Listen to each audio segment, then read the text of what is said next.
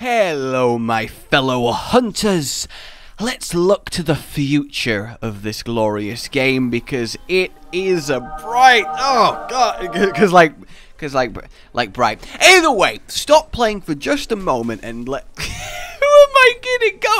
Go murder something while you listen. Let me know what it is. You see, with the game selling over 6 million copies in the first few weeks of its release, it's safe to say it's done pretty well. And given that Capcom said if it did do pretty well, they would very much look at adding G rank, well, I think we can safely say we're going to get it. They'd have to be crazy not to at this point. But before we get ahead of ourselves and talk about what kind of form G rank in Worlds will possibly take, let's look to our more immediate, definite future in the form of our first DLC monster, Deviljho. A monster of such titanic fury incarnate that he would rather eat his own tail than let you carve it. So, on the 9th of March, we're getting an event quest called A Simple Task, and it requires you to collect 10 gourmet shroom caps, the same shroom caps that you have to collect 20 of for the 1-star low-rank mission, except this one has 9-star requirement and HR 30 requirement, the same requirement for the likes of Tempered Basil Goose. So, has anyone else got a sinking feeling? Now, there is a Pookie tempered footprint in the picture, but even then, he's a tier 1 HR 13, so that can't be why it's so highly classed. So what could it be? Well, no points for guessing where I'm going with this. This seems to me the very much Monster Hunter trope of, go do this innocent, this innocent, just collect mushrooms, just collect mushrooms, it's fine, bye, have fun. That guy's gonna get eaten. They love throwing this awful power at you when you think you're otherwise completely safe. So I would hazard a guess, and it's a very reasonable one I think, that we are having Deviljho burst onto our scenes early next month. Beyond that, we know that they already committed to supporting the game with free DLC and new monsters for at least a year. This means that we should in theory get Lunastra, the female equivalent of Teostra, and Elatrion, a cataclysmic mix of all the elements in Elder Dragon form. Because they were on the leaked list, which has so far proven 100% accurate, so it's hard not to believe that. But a part of me would definitely be unsatisfied if just every month or two we got a new Elder Dragon and that was kind of it.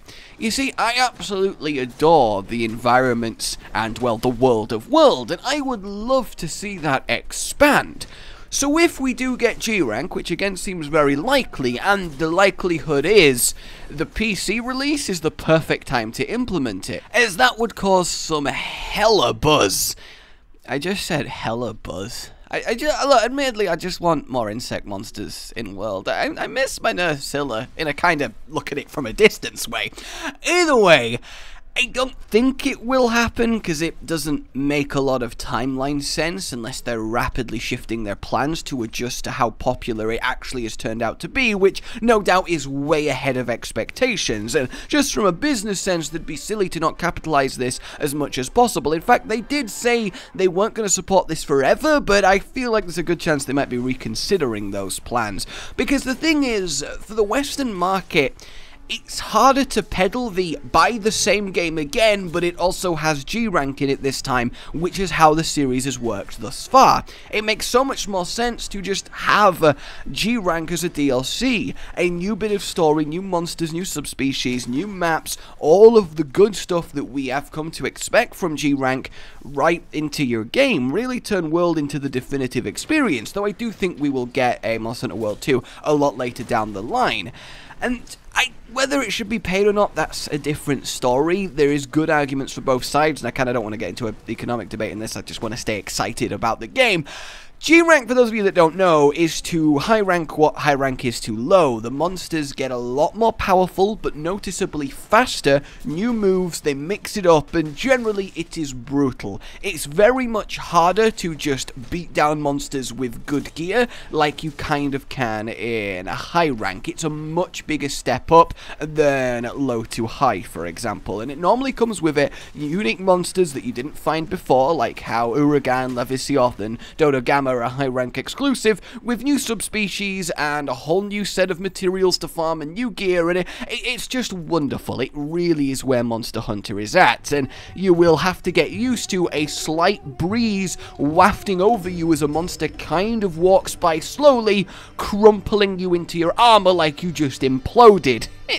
It's despair, brutal and glorious. So we of course would be looking at a G-rank story, and a part of me, if they do go the DLC route, which I think by far makes the most sense from a myriad of standpoints, you could actually do it in chunks, right?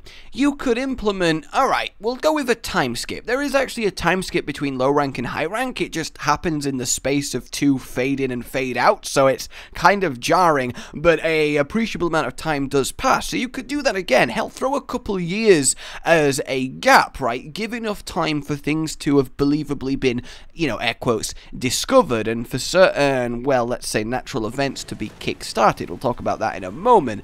So what you could do is almost have like chapters, right? Like the G-rank stories. So you discover a new zone or an extension of an existing one, deal with what that has caused, and then you kind of wait for the next one. That way you don't have to have the whole of G-rank in one go, and you can kind of drip feed it and extend the life of the game. And while that might not be everyone's cup of tea, we might want to more, just give it all of it now. I do think there is merit to that idea. Consistent little additions and content fed to you in the form of a really cool, or at least as cool as World can manage, narrative. You could even have G-rank stories, the Frenzy, and do a little bit of a Gore Magala thing. That won't happen. The Frenzy virus had its time, and I don't think we'll ever see it again, but, you know, that kind of little mini chapter where you resolve it as well as exploring the new content this time around, all in the guise of G-rank difficulty now. And you could easily have G-rank tempered monsters as a sort of G-rank plus at the very end again. I don't think it really interferes with the tempered system that much, and the jewels are the jewels, the decorations are the decorations. You don't really have to refarm it, so essentially not a lot of what you're doing now is wasted if they implement G-rank smartly, and I think that's an important thing. Not to make the people who have spent hundreds of hours feel like they would have gone, well, I should have just quit the game for 8 months and wasted G-rank, what's the point? I think that's a critically important thing to maintain. We also then have to have new areas. I love the ecosystems, the maps, and one thing I want more than honestly new monsters is new zones to explore, but an entire new zone, that's a huge deal. These things are beautifully crafted and no small amount of work has gone into them. So I think it will be rare that we'll see that, but I think what makes sense is extending existing zones. So the two obvious candidates are the forest and the wildspire for now. Let's look at the forest. Up north, there is a huge swath of it that is as of yet unexplored, or at least we're not allowed to go there. This could easily be where Deviljho was wandered down, because he's not exactly swimming across the ocean, is he? Is that what's taking him so long? He's making the crossing to the new world, paddling his little T-Rex arms through the water. I'm on my way, guys, just you wait. Oh, the image of that is amazing. Maybe B-52 can go give him a lift. By the way, if they don't have a turf war, I'm gonna be so sad. Look, this is my idea for their turf war. So they're facing each other like they do. Basilgoose goes to turn around and get into the air where he has the advantage over the grounded Deviljho. Deviljho lunges forward, grabs his tail as he goes to take off, rips his tail off, counts as a tail sever, and then he's there holding his tail in his mouth like he does the Jagras in the teaser. Basilgoose, reeling in pain, turns round, roars his frustration, triggering and igniting the scales still attached to his tail, which explode in Deviljho's mouth, sending him reeling as they both take loads of damage and draw as the two furious invading monsters. Wouldn't that be awesome? Or they just high-five and, you know, argue over which half of you they each get to eat. Either way, kind of got a little bit sidetracked there, but I just love talking about this game, which is kind of what this whole video is about. So, let me know if you like this kind of stuff. I have loads of theories that I'd love to get into that are more complex, but I wanted to kind of keep it light and just let's talk cool stuff to begin with. But you could definitely just extend the zones, because the thing is, you can't just throw a new monster at world and call it a day, because every monster kind of has its place in the map, right? They have a place to call home. Diablos' nest with the sand walls, so he can go in them and leap out. That's a kind of unique thing he's got going. Pookie Pookie's nut nest up top of the ancient forest, where he flies up and where he actually sleeps and all the poison pods around. It's kind of his final stand. You'll notice that a lot of monsters tend to go somewhere where they have a kind of environmental advantage when they're really weak. Toby has his tree arena where he leaps up them and does his flying shenanigans. You got those places. Surprise, motherfucker! So if we went a little bit further north, let's say this is the deeper jungle where it's a bit darker, more mysterious, maybe dense fog in the air in parts, maybe more water, add a little bit of aquatic stuff perhaps, although please no underwater combat, though I do think they could do it better this time around. Either way, maybe have an area that looks almost dead, maybe it's kind of half leading into the Vale, it's covered in webbing, and we could bring, aforementioned, a Celebach or another type Nepterion, and I really do want some insecty type things back. I really want more skeletons of monsters and not just another variant of like the fanged wyvern skeleton. I think that would be really, really cool. You are supported then by the campsite and fast travel system, so the maps never feel unmanageable because you can always go to where you need to be and you don't have to trek there. It's kind of already inbuilt. And the thing is, there is a precedent for this in-game wise, because it bloody took them 40 years to properly find and map the Coral Highlands, Rotten Vale, and not to mention Elder's Recess. Like, come on! And the thing is, in the Tier 2 room that you get to after beating Zora for the first time, there is a map of the new world, and half of it is bloody unexplored. There's a whole area to the right, which could easily be where we have a snowy zone, because a monster hunter without a hot drink is a really weird place to be, and that gives us a whole slew of monster variety. But one thing I think would be really cool is if one of these little arcs is the aftermath of Zora Magdaros. You see, when he gets repelled out into the ocean, he heads towards the sea and this island to the right, and he is supposed to be expelling his energy, is life elder energy, and we've seen what elder energy can do in the form of the final boss. It is monstrously powerful, and it's said that this is on its path to create maybe a whole new ecosystem, which could both generate new life and draw in old life, returning monsters from around the rest of the world. This way, with a little bit of suspension of disbelief that a whole ecosystem has popped up in a couple of years, means we could extend the Wildspire Waste to the right and have a kind of half-watery island, rocky type zone that has got this kind of tropical beach look. We could bring the Hermitors back. I love the giant enemy crabs, they're fantastic. Have a few little new types like that. Maybe Lagiacrus gets involved, though I do think there's a good chance we won't ever see any flagships back outside of Rathalos, because I think they really do want the focus to be on new monsters. I think of any given flagship, and I struggle to see how it would be implemented. I don't know. I love Zinogre as much as the next guy, but the idea of him just walking around the forest, maybe it's just because I've not seen him realized in World's art style that I think he wouldn't fit, but he seems a little bit too almost cartoonish and out there for... and I feel like he'd step on Toby Kadachi's toes, even though I would love him. I don't know, I just think there are certain monsters from the old roster that, no matter how you do them, would always feel a little bit out of place. Brachydios, and he's my favourite monster, is one of them. A jumping around the place, pitch black, like slate, explodey slime brew. I just can't see that bouncing around Elder's Recess without thinking it looks a little bit like he shouldn't be here. I definitely think there is a little bit more grounded, natural approach going on this time around, but I could wax lyrical about how I think they've done a really good job with the whole ecosystem and natural design and push and believability of the game. But that's not really what this is about, though. I just want to talk about Monster Hunter.